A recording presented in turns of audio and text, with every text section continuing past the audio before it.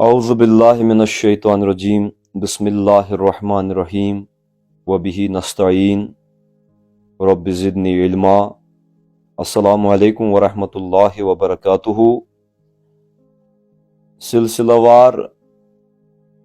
نشست میں جو پچھلے نشست میں ہم نے قرآن کریم کی رو سے رشتے ازدواج کی اہمیت کے بارے میں ایک جنرل انٹروڈکشن قائم کی تھی، تو اسی حوالے سے میں نے اس نشست میں میں نے کہا تھا کہ قرآن کریم کی روح سے جو ہے جب شرعی اعتبار سے مرد اور عورت ایک ازدواجی رشتے میں بندھ جاتے ہیں تو قرآن کریم نے کہا ہے کہ مرد اور عورت کے درمیان مودت اور رحمت کا اس ازدواجی رشتے میں ہونا ضروری ہے، یعنی ان میں جو ہے ایک جو ہے خاندگی امورات چلانے کے لیے بھی جو ہے ان میں باہم محبت کا ہونا ضروری ہے، لیکن ان میں ایک رشتہ رحمت کا ہونا بھی ضروری ہے جو ایک سپریچول سگنیفیکینس ہے اس رشتہ ازدواج کی۔ اور آج کی اس نشست میں یہ گفتگو کرنا چاہوں گا کہ اللہ تبارک و تعالی نے جو اس ازدواجی رشتے کے بارے میں جو مرد اور عورت ایک صالح معاشرے کے قیام کے لیے ایک نکاح کے رشتے میں بندھ جاتے ہیں، تو اللہ تبارک و تعالی نے اس رشتے کو صرف ایک ہسٹوریکل امپورٹنس نہیں دی ہے، یعنی اس کا ایک تاریخی جو ہے ایک محل اور موقع ہی قرار نہیں دیا ہے، بلکہ رشتے ازدواج کے لیے ایک میٹا ہسٹوریکل سگنیفیکینس کو مقرر کیا ہے۔ یعنی رشتے ازدواج کی بیسز جو ہیں صرف تاریخی نہیں ہیں بلکہ مافوق تاریخ ہیں۔ وہ اس اعتبار سے کہ مثال کے طور پر رب العزت فرماتے ہیں قرآن کریم میں ایک آیت میں فرماتے ہیں اعوذ باللہ من الشیطان الرجیم بسم اللہ الرحمن الرحیم یا ایھا الناس اتقوا ربکم الذی خلقکم من نفس واحدہ، اے لوگو اپنے پروردگار کا اپنے رب کا تقوی اختیار کرو جس نے تم سب لوگوں کو ایک ہی نفس سے پیدا کیا، یعنی حضرت آدم سے پیدا کیا، وہی تمہارے مورد سے اعلیٰ ہے، تو اس نے تم کو ایک ہی نفس سے پیدا کیا۔ وَخَلَقَ مِنْهَا زَوْجَهَا، اور اسی حضرت آدم کے نفس سے جو ہے اس کی زوجہ کو بھی پیدا فرمایا، خلق فرمایا۔ یعنی اس کا مطلب یہ ہے کہ جو عورت کا اوریجن ہے وہ بھی مرد ہے، اور مرد اور عورت جو ہے ان کی ایک بایولوجیکل اور ایک سپریچول یونٹی ہے، یعنی پہلے حضرت آدم کو خلق کیا گیا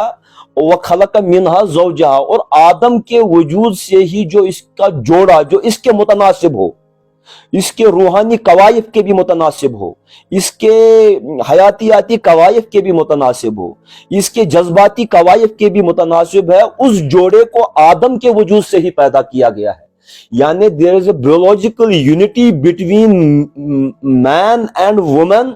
on the basis that Adam is the origin of woman folk۔ اس کا مطلب کیا ہے؟ اس کا مطلب یہ ہے کہ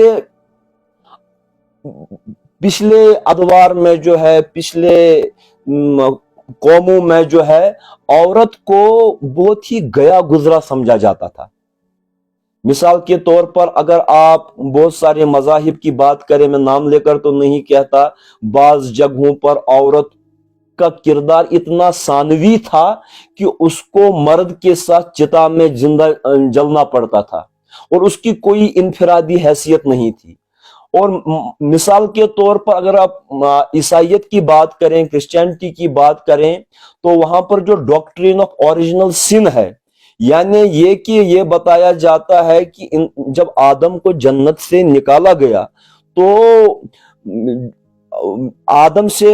جو وہ کہتے ہیں کہ خطا ہوئی ہے، اور ہم اجتہادی خطا کی بات کرتے ہیں، جو آدم سے خطا ہوئی ہے اس کی بنا پر جو ہے آدم کو جنت سے نکالا گیا۔ تو عیسائی مذہب میں یہ ہے کہ آدم کو جنت سے نکالنے کی باعث جو ہے عورت ہوئی ہے، تو اس اعتبار سے جو ہے وہ عورت کے وجود کو مرد کے لیے ایک شامت اعمال سمجھتے ہیں کہ عورت کی وجہ سے ہی جو ہے آدم کو دیس نکالا دیا گیا، اس کو جنت سے نکالا گیا، اور اس لیے وہ عورت کو شوم سمجھتے تھے، عورت کو منحوس سمجھتے تھے، اور ان کے مذہب میں نیکی کا سب سے بڑا درجہ مرد کے لیے یہ ہے کہ وہ عورت سے دور رہے، اور مرد کو جو ہے ان کے مونکس کو، راہبوں کو جو ہے ایک موناسٹری میں رکھا جائے، اور عورتوں کو سیگریگیشن کے طریقے سے ننز کو کانوینٹ میں رکھا جائے، کیونکہ مرد عورت کے لیے اور عورت مرد کے لیے ایک شامت اعمال کا باعث ہے۔ اور اسی طریقے سے اگر اب یہود کی بات کریں تو دور رسالت میں بھی جو ہے ہمیں جو ہے اپنی کتب سے ملتا ہے کہ یہودی جو ہے عورتوں کے مخصوص جو ایام ہوتے ہیں، حالات ہوتے ہیں، ان میں عورتوں کو جانوروں کی طرح دور رکھتے تھے، اپنے گھروں سے بھی دور رکھتے تھے، اور اس اعتبار سے عورتوں کی ہتک آمیز اور حقارت آمیز سلوک عورتوں کے ساتھ کیا جاتا تھا۔ لیکن اسلام نے عورت کو شوم قرار نہیں دیا، اسلام نے عورت کو منحوس قرار نہیں دیا، اسلام نے عورت کو مرد کے لیے شامت اعمال قرار نہیں دیا، کیونکہ اسلام نے مرد کو ہی عورت کا اوریجن قرار دیا ہے۔ اب اگر عورت بری ہے تو اس کا مطلب ہے کہ جس اوریجن سے وہ آئی ہے وہ اوریجن برا ہے۔ مثلا اگر کہیں سے کوئی دریا، کسی چشمے سے کوئی دریا بہہ رہا ہے، تو اگر دریا کا پانی گدلا ہے، مٹیالہ ہے، تو اس کا مطلب ہے کہ سورس سے ہی جو پانی ہے وہ گدلا اور مٹیارا نکل رہا ہے۔ اگر سورس سے پانی صاف نکل رہا ہے تو دریا میں جو پانی چلے گا وہ بھی صاف ہوگا۔ اور اگر عورت کو مرد کے نفس سے پیدا کیا گیا ہے، اگر عورت شوم ہے تو اس کا مطلب ہے اس کا اوریجن بھی شوم ہے، تو اس کا مطلب بھی اگر ہوا شوم ہے تو اس کا مطلب ہے آدم نعوذ باللہ شوم ہے۔ لیکن اگر آدم مسعود ہے، سعادت مند ہے، تو اس سے بہنے والا دارا بھی جو ہے وہ بھی سعادت مند ہی ہوگا۔ اس لیے اسلام نے میٹا ہسٹوریکل امپورٹنس میں اس کائناتی عرضی میں جب ابھی مرد اور عورت کی بستی نہیں بسی تھی، ابھی جنت میں ہی اللہ تبارک و تعالیٰ نے مرد اور عورت کی رشتے کی پاکیزگی کی بات کی ہے، اور یہ کہا ہے کہ جو عورت ہے وہ ایک حیاتیاتی عنصر مرد کا ہی ہے۔ عورت صحیح نہیں ہے تو مرد صحیح نہیں ہے، عورت صحیح ہے تو مرد صحیح ہے۔ تو اس کے بارے میں رب العزت نے یوں ہی فرمایا ہے، اور آج کی نشست کو اسی پر اختتام کرتے ہیں۔ یا ایھا الناس اتقوا ربکم الذی خلقکم من نفس واحدہ، اے لوگو اس اللہ کا تقوی اختیار کرو جس نے تم کو ایک ہی نفس سے پیدا کیا ہے، وخلق منھا زوجھا، اور اسی ایک نفس سے اس کا جوڑا بھی پیدا کیا ہے، وبث منھما رجالا کثیرا ونساء، اور اسی جوڑے سے پھر بہت سارے مرد اور عورتیں ان کو پھیلا دیا ہے۔ یعنی قرآن نے مرد اور عورتوں کے بایولوجی اوریجن کی یونٹی کو مقرر کر کے ہمیشہ کے لیے مرد اور عورت میں اسپرچول بایولوجیکل ڈفرینسز کو یا